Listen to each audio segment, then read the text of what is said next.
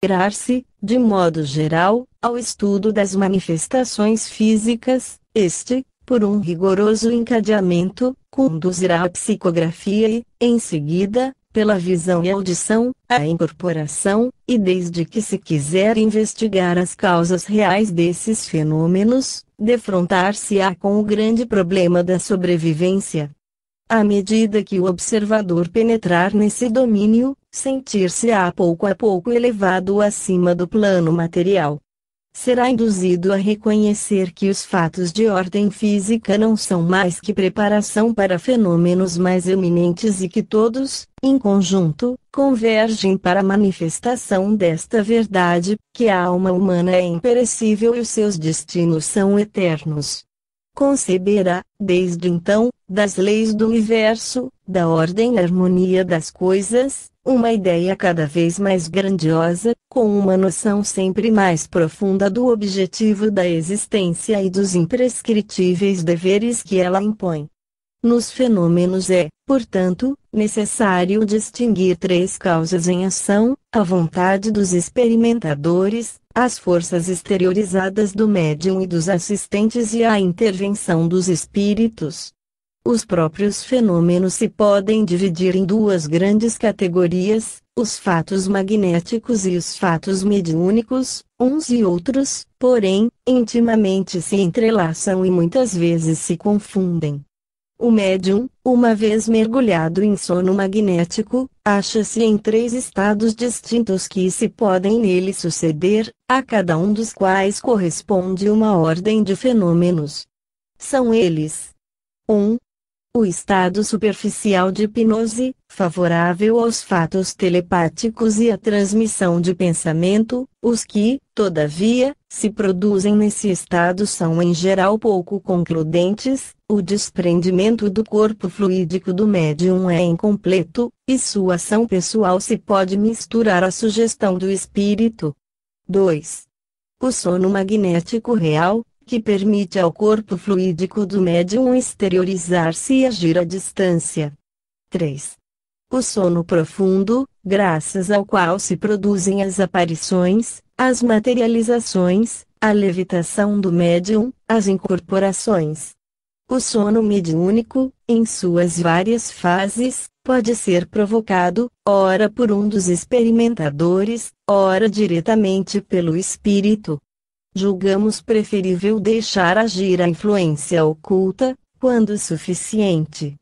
Assim se evitará a objeção habitual de que a ação do magnetizador favorece a sugestão.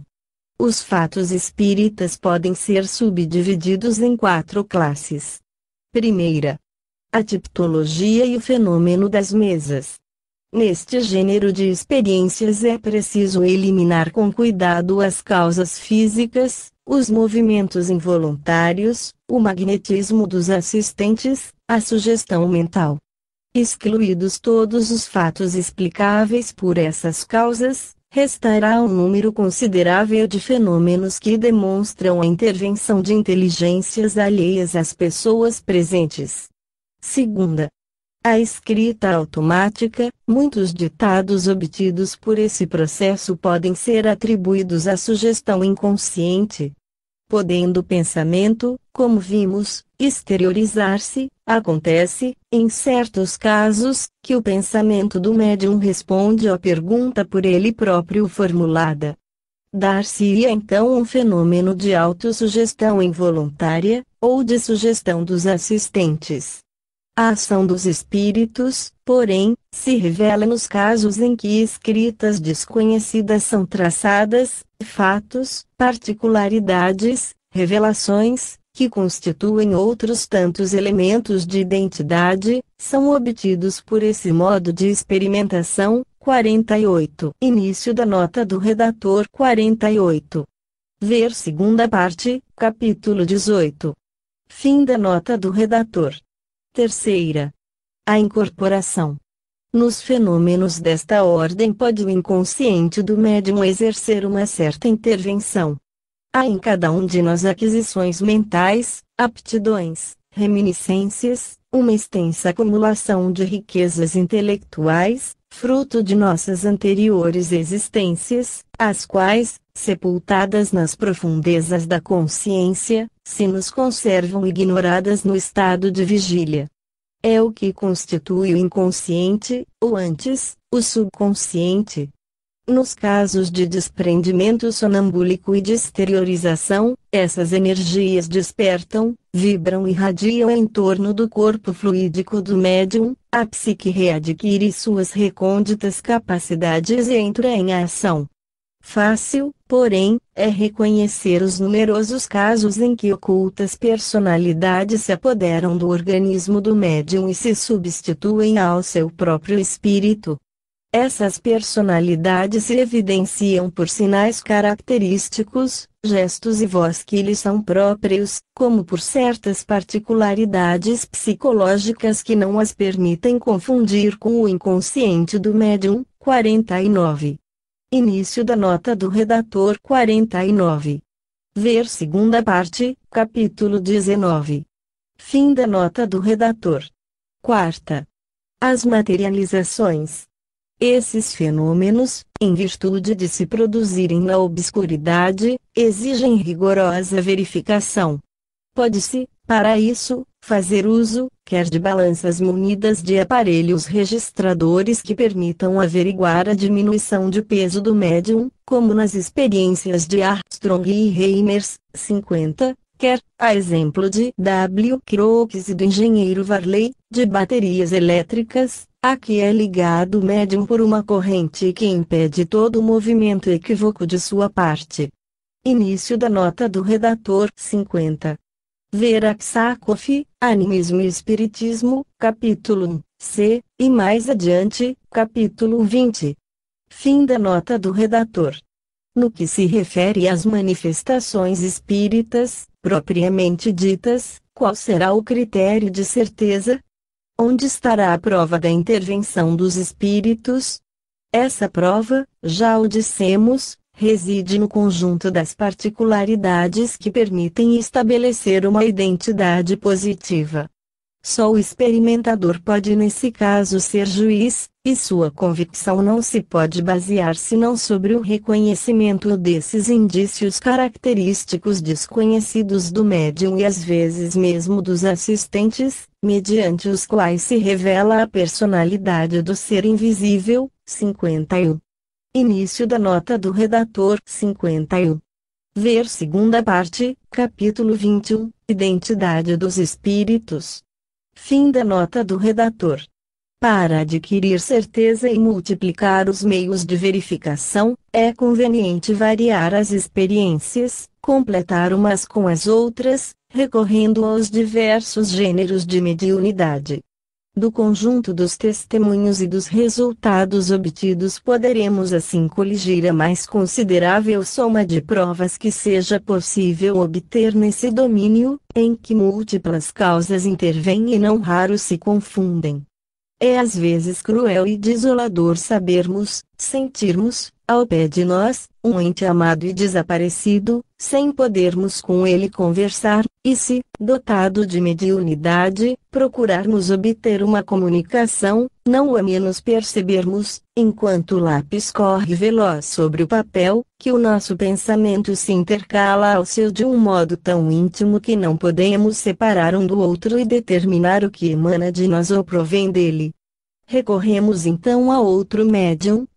Quer ele escreva, porém, quer fale por sua boca, durante o sono mediúnico, o espírito evocado, reconhecemos ainda, por um efeito dessa malfadada sugestão, que por toda parte se insinua, que a personalidade do médium se mistura com a do ser que nos é caro. E a dúvida nos assalta, a angustiosa incerteza nos oprime. Súbito, porém, uma prova de identidade brota como uma faísca, tão viva, tão brilhante, tão incontestável que, diante dela, todas as hesitações desaparecem, todas as dúvidas se dissipam e a nossa razão satisfeita e o nosso coração emocionado entram, num transporte de amor e de fé, em comunhão com a alma idolatrada que de modo tão claro e inconfundível acudiu ao nosso reclame para sempre firmou a certeza de sua presença e de sua proteção. Quanto às comunicações de caráter geral e que revestem a forma de ensino filosófico, devem ser cuidadosamente examinadas, discutidas, julgadas com rigor, com a mais completa liberdade de apreciação. A humanidade invisível se compõe dos espíritos que viveram neste mundo, em cujo número, sabemos, contam-se muitos, bem pouco adiantados. Mas no espaço há também inteligências brilhantes, iluminadas pelos esplendores do além. E quando anuem a vir até nós, podemos reconhecê-las na elevação do pensamento, como na judiciosa retidão das apreciações. Nesta ordem de ideias, o discernimento é uma qualidade indispensável. O investigador deve ser dotado de critério seguro, que lhe permitirá distinguir o verdadeiro do falso e, depois de haver tudo examinado, conservar o que tem legítimo valor. Nada é mais prejudicial à causa do espiritismo que a excessiva credulidade de certos adeptos e as experiências mal dirigidas. Estas produzem aos pesquisadores novatos uma deplorável impressão, fornecem alimento à crítica e ao motejo e dão uma ideia falsa do mundo dos espíritos. Muitos saem dessas reuniões ainda mais incrédulos que dantes. O homem crédulo é dotado de boa fé, a si mesmo se engana inconscientemente e torna-se vítima de sua própria imaginação. Aceita as coisas mais inverossímeis e muitas vezes as afirma e propaga com entusiasmo extravagante. É isso um dos maiores estorvos para o espiritismo, uma das causas que dele afastam muitas pessoas sensatas, muitos sinceros investigadores, que não podem tomar a sério uma doutrina e fatos tão mal apresentados. É preciso não aceitar cegamente coisa alguma. Cada fato deve ser objeto de minucioso e aprofundado exame. Só nessas condições é que o espiritismo se imporá aos homens estudiosos e racionalistas. As experiências feitas superficialmente, sem conhecimento de causa, os fenômenos apresentados em mais condições fornecem argumentos aos cépticos e prejudicam a causa que se pretende servir. Podemos, em resumo, dizer que o principal motivo dos erros e insucessos, em matéria de psiquismo experimental, é a falta de preparação.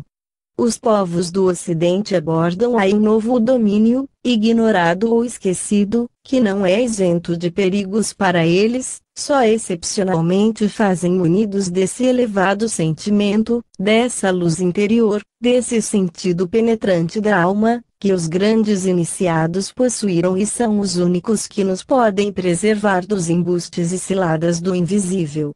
A primeira das condições, por conseguinte, é aparelhar-vos moral e mentalmente. Não provoqueis os fatos antes de vos haverdes tornado aptos para os compreender e dominar, mediante o demorado e paciente estudo das obras fundamentais, a reflexão, o desenvolvimento da vontade e o exercício de um raciocínio claro e firme. Se não preencheis essas condições, mais prudente seria vos absterdes, a menos que vos consagreis a essas experiências sob a direção de um homem esclarecido e orientado, a quem auxiliareis com a vossa boa vontade e deixareis o cuidado de vos guiar. Os processos de investigação usados no mundo físico não se podem adaptar ao plano psíquico. Nestes são os pensamentos que entram em ação. Os pensamentos são forças. São eles que lapidam e lentamente modelam o nosso ser interior, influem mesmo em nossa forma exterior, a ponto de ser fácil distinguir, pelos traços e expressão da fisionomia, o sábio do homem vicioso. Esses efeitos do pensamento não são, porém, circunscritos aos limites do nosso ser material, estendem-se em torno de nós e formam uma atmosfera que serve de laço entre nós e uns seres de pensamentos similares. Nisso reside o segredo da inspiração, da fecundação do espírito pelo espírito. Dessa lei resulta um fato, aquele que, por meio de evocações, de reclamos, entra em relação com o mundo invisível, atrai seres em afinidade com o seu próprio estado mental. O mundo dos espíritos fervilha de entidades benfazejas e maléficas, e se não soubermos purificar-nos, orientar os nossos pensamentos e forças no sentido da vida superior, poderemos tornar-nos vítimas das potências malfazejas que em torno de nós se agitam e têm, em certos casos, conduzido o indivíduo imprudente ao erro, à obcecação, a obsessões vizinhas da loucura.